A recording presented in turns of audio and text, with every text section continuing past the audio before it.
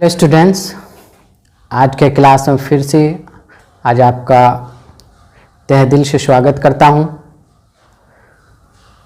पिछले क्लास में हम लोग अपरिमेय संख्या पर बात किए थे और उस पर पूरे कंप्लीट डिस्कस करके उसको ख़त्म कर लिए थे और ऑलमोस्ट थ्योरेटिकल पोर्शन का यानी हमारे वास्तविक संख्या का थ्योरेटिकल पोर्शन का आज सेकंड लास्ट वीडियो है और एक वीडियो और बताएंगे जिसमें हम ये बताएंगे कि 0 और 2 में जो कन्फ्यूज़न है कि सबसे छोटी सम संख्या कौन होगा, उस चीज़ को नेक्स्ट वीडियो में क्लियर करके आपका थ्योरी पोर्शन ख़त्म कर देंगे।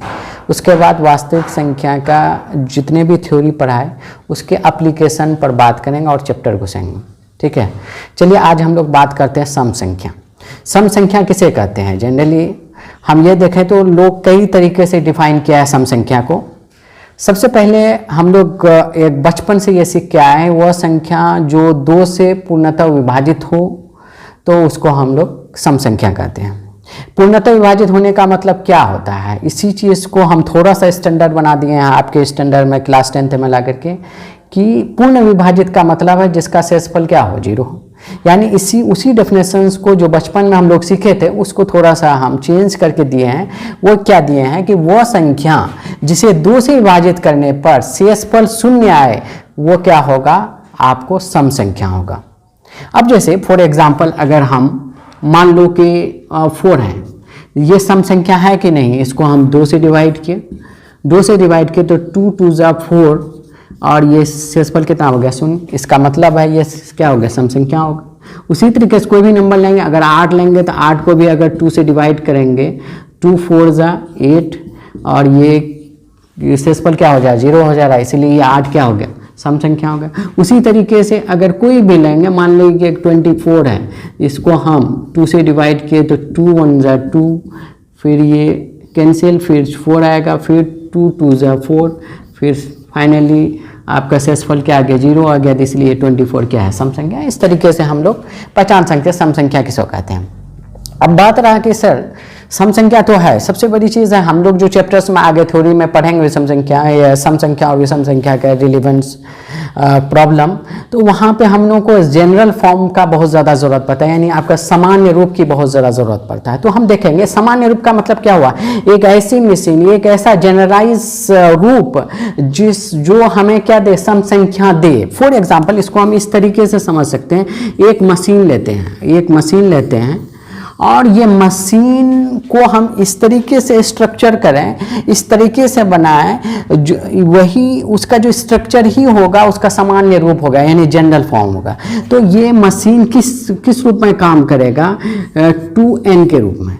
अगर ये 2n यानी इस मशीन का अगर फंक्शन है या फलन है 2n के रूप में काम करता है, जहाँ पे n एज ए इनपुट, अगर हम इनपुट के तौर पर लें, अगर हम कोई भी पूर्णांक अगर डालेंगे इस मशीन पर, तो ये हमको आउटपुट के तौर पर क्या देगा, सम संख्या देगा। देखिए आप कैसे सम संख्या देगा। जैसे n के जगह अगर हम 1 रखते हैं, n के जगह हम क्या दिए, इनपुट क्या डाल दिए, n बराबर 1 रखें तो हमको आउटपुट क्या मिल रहा है, देखिए n के जगह 1 तो 2 × 1 बराबर क्या होगा, 2 मिल गया। उसी तरीके से n अगर हम 2 रखते हैं तो 2 × 2 बराबर क्या होगा, 4 मिल रहा है। उसी तरीके से n अगर हम 3 रखते हैं 2 × 3 बराबर क्या हो जाएगा, 6 मिल रहा है। उसी तरीके से n = आप कुछ भी रखिए, फॉर एग्जाम्पल -2 रखते हैं तो आपको हो जाएगा 2 × -2 बराबर क्या होगा, -4 हो जाएगा। उसी तरीके से n बराबर -5 रखते हैं,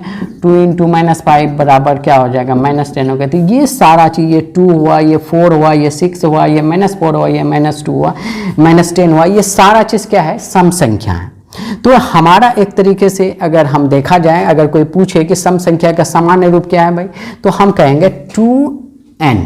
ठीक है, एक तो ये है। ठीक है, तो सम संख्या का अगर हम सामान्य रूप की बात करें, सामान्य रूप यानी जनरल फॉर्म, सामान्य रूप जिसको हम लोग कहेंगे जनरल फॉर्म, वो क्या होगा, ये 2n होगा। सामान्य रूप क्या होगा, 2n होगा। क्या और भी जनरल लूप हो सकता है? हाँ, 2n का फॉर्म में अगर हम 2n+2 भी दें तो ये भी जनरल फॉर्म हो सकता है। यानी कोई भी सम संख्या को, यहाँ तो हम सम संख्या निकालने जान सकेंगे, यानी अगर 2n में कोई भी सम संख्या जोड़ेंगे वो भी जनरल फॉर्म हो जाए, यानी 2n+2 भी क्या होगा सम संख्या। अब मान लिया कोई भी नंबर्स डालिए, 0 डालिए n के जगह, पूर्णांक डालना है तो n तो पूर्णांक 0 भी है, तो 2 × 0 + 2 क्या हो जाएगा? 2 हो जाएगा, सम संख्या मिल रहा है आपको। अगर इसके जगह हम 2 डालें, 2 × 2 आप +2 कितना हो जाएगा? 4 + 2 6 क्या आपको सम संख्या मिलेगा? ये भी एक जनरल फॉर्म है। या और भी कोई बोल सकता नहीं है, ऐसा भी जनरल फॉर्म हो सकता है, इस तरीके से ऐसा भी हो सकता है 2n + 6, इस तरीके से कई जनरल फॉर्म हम निकल सकते हैं। तो सारा चीज़ हमको क्लू कहाँ से मिला? 2n से मिला। इसलिए प्राय अगर हमको कोई पूछे कि क्या कहते हैं कि सम संख्या का सामान्य रूप क्या है, तो या तो 2n बोलें, या तो 2n+2 बोलें, या 2n+4 बोलें। इस तरीके से हमारा ये सारा चीज़ क्या होगा? सामान्य रूप होगा। इसका इस्तेमाल होगा आगे चैप्टर में और हम लोग देखेंगे, ठीक है।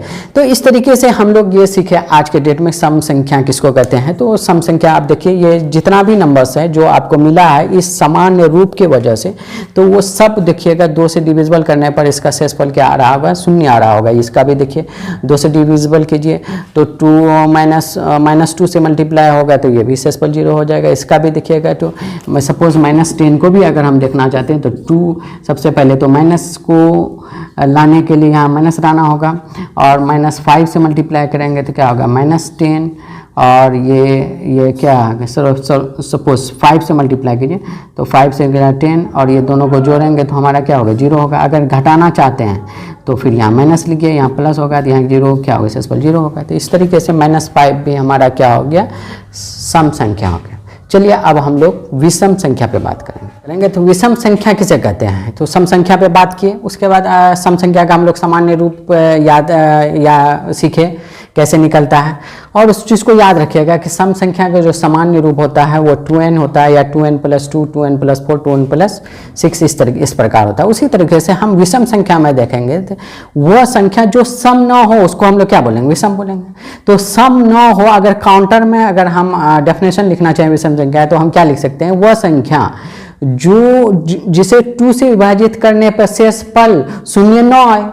0 न आए का मतलब क्या है? शेषफल कुछ भी आ सकता है, 2 लेकिन 0 ना हो, तो वैसे संख्या को हम लोग क्या बोलते हैं? विषम संख्या। जैसे फॉर एग्जांपल अगर हम सपोज मान लो कि 3 लेते हैं, तो 3 को अगर 2 से डिवाइड करोगे, 2 × 1 = 2, और ये एक बार जाएगा तो 3 में से 2 चला गया 1, ये शेषफल बच गया। तो ये शेषफल आपका बच गया, तो शेषफल क्या हो गया? 0 तो नहीं है, कुछ है, 1 है, तो इसलिए ये क्या होगा? विषम संख्या। उसी तरीके से अगर हम 5 पे बात करेंगे तो 2 × 2 = 4, यहाँ पे शेषफल क्या 1 आ रहा है। तो उसी तरीके से अगर हम 23 पर बात करेंगे, 2 × 1 = 2, और फिर ये 3 आ जाएगा, तो फिर 3 को 2 × 1 = 2, तो फिर शेषफल क्या होगा? 1 मिल गया। तो इसीलिए भी क्या विषम संख्या है, ये भी क्या है? विषम संख्या है। तो इस प्रकार हमको कोई भी नंबर से ले लीजिए, मान लीजिए कि अगर हम 41 ले लेते हैं तो 2 × 2 = 4, और बच गया क्या? 1, तो कितना आ जाएगा? फिर 0 बार करो, 20 दूना एक बार कर दो, 20 दूना 40, तो बचा क्या? 1। तो शेषफल कितना हो गया? 1 हो गया। तो इसलिए ये क्या हो गया? विषम संख्या हो गया। तो इस तरह से हम 2 को विभाजित कर करके हम देख सकते हैं। हाँ, ये कोई ज़रूरी नहीं है कि शेषफल 1 ही रहे, ठीक है। शेषफल 1 के अलावा भी कुछ हो सकता है। हाँ, ये है कि इसको सम संख्या नहीं होगा, क्योंकि सम संख्या होगा तो फिर से वो कटेगा, ठीक है। तो जनरली प्राय विषम संख्या का आपको जो है शेषफल जो है वो 1 ही मिलता है, ठीक है। कोई भी नंबर से अगर लेंगे, क्योंकि 2 से डिवाइड कर रहे हैं, तो अगर 2 से बड़ा नंबर से होगा, अगर 3 होगा तो वो एक बार और कटेगा, तो इसलिए शेषफल क्या होगा? हमेशा 1 ही रहेगा। तो यहाँ पे अक्सर देख रहे हैं कोई भी नंबर से, रैंडमली कुछ भी नंबर से ले लीजिए। फॉर एग्जांपल अगर हम मान लो कि 501 ले लेते हैं तो इसको डिवाइड करते हैं, या 521 ले लेते हैं फॉर एग्जांपल, तो 2 × 2 = 4, ये हो गया 1, फिर ये आ गया 2, 2 × 6 = 12, तो शेषफल क्या 1 आ रहा है। तो प्राय हमको क्या मिल रहा है? हमको प्राय ये मिल रहा है कि हमको 2 से अगर कोई भी संख्या है, अगर शेषफल हमको 1 मिल रहा है, ठीक है, तो वो क्या कर रहा है, विषम संख्या मिला, तो इसको हम जनरलाइज करना चाहते हैं। तो जनरलाइज कैसे करें, तो हमको शेषफल 1 मिल रहा है। तो अब एक बात बताओ, अगर हम बचपन में एक बात सीखे थे, क्या सीखे थे कि अगर कोई नंबर है, मान लो कि 9 नंबर है, तो अगर ये 2 से डिवाइड किया तो 2 4 8, तो यह शेषफल 1 हो गया। तो अब इसको चेक करने के लिए हम लोग क्या कहते थे कि 9 यानी भाज्य बराबर भाज्य गुना भागफल आप प्लस शेषफल, ठीक है। उसी तरीके से अगर इसके 9 के जगह अगर मान लो कि n होता तो हमको क्या बोलता है 2, और यहाँ पे मान लो कि n नंबर तक जाने पर शेषफल क्या हो, ये हो जाता। तो हमको विषम संख्या मिलने के लिए क्या हो जाएगा, अगर ये नंबर्स है, मान लो ये विषम संख्या है, ये विषम संख्या है, तो ये 2 को n से मल्टीप्लाई करेंगे, 2n पर क्या मिल जाएगा +1।